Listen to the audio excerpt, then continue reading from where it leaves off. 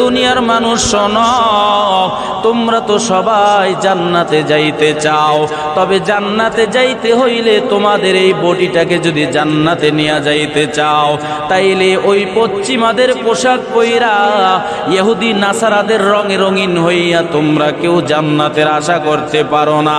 জান্নাতে যাওয়া যাবে, তবে শর্ত হইল তোমাদের এই শরীরটাকে নবীজির সুন্নাত দিয়া সাজাইতে হবে। আল্লামা জালালউদ্দিন রুমি বলেন, তোমাদের এই শরীরটা এবার সুন্নত দিয়া সাজাইয়া এবার তোমরা রওনা দাও, জান্নাতে যাবা। তবে খেয়াল রাখবা, পানির উপরে নৌকা বাসায়া দিয়া যখন মানুষ নৌকাটা নিয়ে ঢাকার উদ্দেশ্যে রওনা দেয়, ঢাকায় যাওয়ার আগে আপনার আমার সবাই জানি বড় বড় নদী পাড়ি দেওয়া লাগে, কি লাগে না বলেন?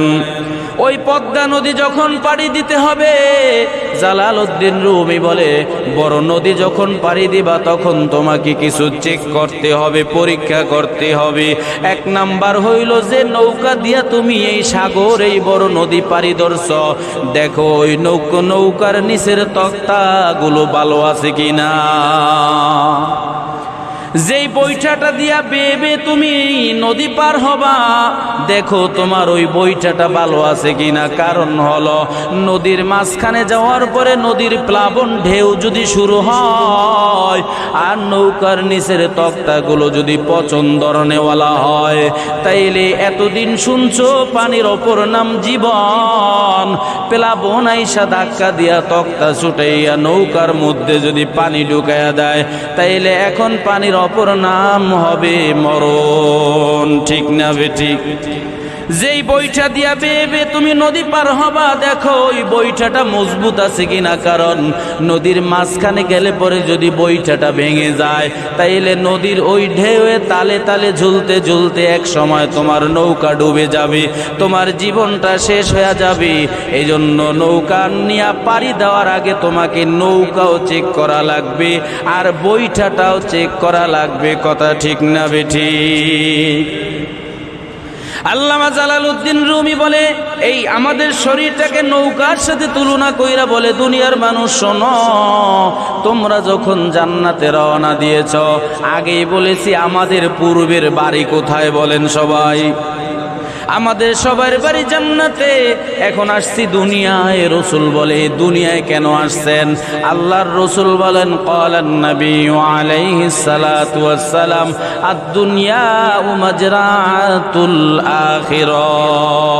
এই দুনিয়াটা হইল আখিরাতের শস্য ফলানোর ক্ষেত। সুবহানাল্লাহ বলেন। এই দুনিয়ায় আপনি যা চাষ করবেন এর ফল পাইবেন আখিরাতে।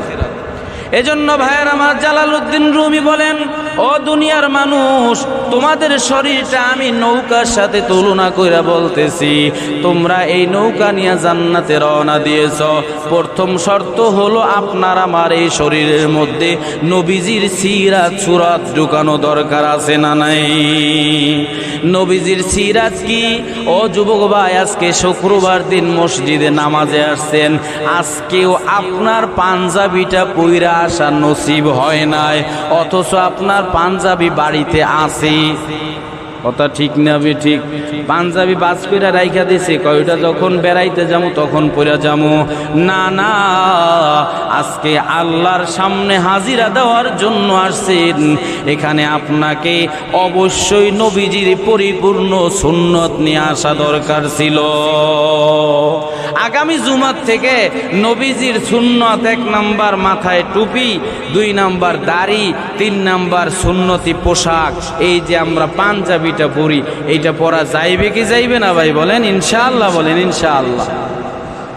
আল্লামা জালালউদ্দিন রুমি বলে, এবার তুমি রওনা দিয়েছো জান্নাতে যাও, তবে জান্নাতে যাইতে হইলে তোমাকে মরণ বরণ করা লাগবে। জান্নাতে যাইতে হইলে মৃত্যু লাগবে। মৃত্যুর সময়টা মানুষ স্বেচ্ছায় কেউ মরণ বরণ করতে চায় বলেন? কেউ চায়? আল্লামা জালালউদ্দিন রুমি বলে, ও দুনিয়ার মানুষ, তোমরা যখন মৃত্যু হবে, মৃত্যুর আগে তোমরা চেক কইরা দেখো তোমার আমলটা মজবুত হয়েছে কিনা, তোমার ঈমানটা মজবুত আছে কিনা। ঈমান দুর্বল, আমল দুর্বল নিয়ে তুমি যদি জান্নাতে রওনা দাও, আজরাইলের সামনে যদি পড়া যাও, আজরাইলের চেহারা বেশি একটা ভালো না, আজরাইলের চেহারাটা একটা ভয়ঙ্কর সুরত হয়ে যাইতে পারে। আজরাইলের পশমের গোড়ার থেকে আগুনের দোয়া বের হইতে থাকবে, এমন সুরত যদি তোমরা দেখো। আর ঈমান যদি তোমার দুর্বল থাকে, আমলে যদি কমতি থাকে, ওই সময় আজরাইলের চেহারা দেখা তোমার আমার ঈমান আমল সব দূর হয়ে যাইবে। ঈমান যদি চইলা যায় আর বেঈমান হালতে যদি আপনার আমার মরণ হয়, তাইলে আমরা অটোমেটিক বুঝি আমাদের কবর জগৎ বরবাদ। এজন্য দুনিয়ায় বসে তোমাদের মাঝে মধ্যে ঈমান পরীক্ষা করতে হবে। কিভাবে ঈমান পরীক্ষা করবেন? আজান হইছে, আপনি চাইলে নামাজে আসতে পারেন, কিন্তু বন্ধু মহলে বসছেন, এমন কথায় মজমা মিলেছে, ওখান থেকে ওইটা আসলে মনেই চায় না। ওই সময় আপনার ঈমানি পরীক্ষা, নফস আপনাকে ধোঁকা দিতেছে। না না, ঈমানি পরীক্ষা, আপনার ঈমানি তেজ যদি থাকে, তাইলে আপনাকে নামাজ থেকে কোনো মজলিস দূরে রাখতে পারবে না। আল্লাহ তাআলা আমাদের সবাইকে যেন মজবুত ঈমান নিয়ে সামনে আগানোর তৌফিক দিয়া দেখ, বলেন আমিন। এরপরে ভাইয়ের আমার, আমল লাগবে, আমল। আমরা তো মনে করি 5 ওয়াক্ত নামাজ পড়লে আমরা কামেল মুমিন হয়ে গেলাম। না না বাবা, আল্লাহর রাসূল বলেন, দুনিয়ার মানুষ শোনো, আল্লাহ তাআলা কোরআনে বলেন, ইল্লাল্লাযীনা আমানু ওয়া আমিলুস সালিহাত, আমলে সালেহ করো, মানে ভালো কাজগুলো করো।